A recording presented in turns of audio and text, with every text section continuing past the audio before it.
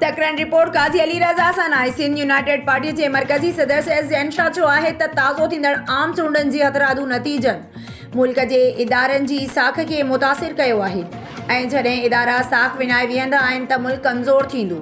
उन करे असीं उन्हनि खे ॿुधाइण था चाहियूं त अवाम जी राय जी उबतड़ नतीजा कढी मुल्की समालियत के दाव ते लॻायो वियो आहे, जंहिंजी असीं सख़्त मुखालिफ़त कयूं था, छाकाणि जो असीं मुल्की समालियत जा हामी ऐं सिंध जे दफ़ा ख़ातिर जिदोजहद करे रहिया आहियूं। हू पाकिस्तान मुस्लिम लीग नून जे अॻवान अमजद ख़ानज़ादा पारां संदसि मान में रखियल तक़रीब में ॻाल्हाए रहियो हुयो।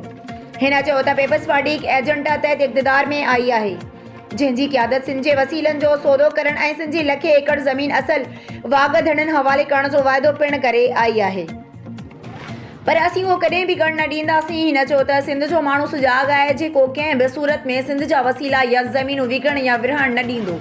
हिन हिकु सवाल जे जवाब में चयो त सिंध जे माण्हुनि हिन इलेक्शन में भरपूर मल्हायो आहे, जंहिं सिंध जे घण घुरनि खे वोट ॾिनो आहे। उहा अलॻि ॻाल्हि आहे त 45 ऐं 47 जे फॉर्मनि जी हथरादू हेराफेरी सबबु खेनि हारायो वियो आहे, पर असीं पाण खे हारायल नथा सम्झूं। अवाम अॼु बि असां सां गॾु आहे ऐं असीं बि अवाम सां कुलो कुले में मिलाए बीठा आहियूं। ज़ैन शाह उहो बि चयो त आम राय आहे त चूंडनि जे नतीजनि में आर्मी चीफ ऐं चीफ जस्टिस जी बि मुदअख़िलत रही आहे, जेका कंहिं बि हवाले सां मुल्की मुफ़ाद में न आहे। उन सां अवाम बाग़ी थींदो। जॾहिं अवाम बाग़ी थींदो आहे तॾहिं मुल्क कमज़ोर थींदा आहिनि।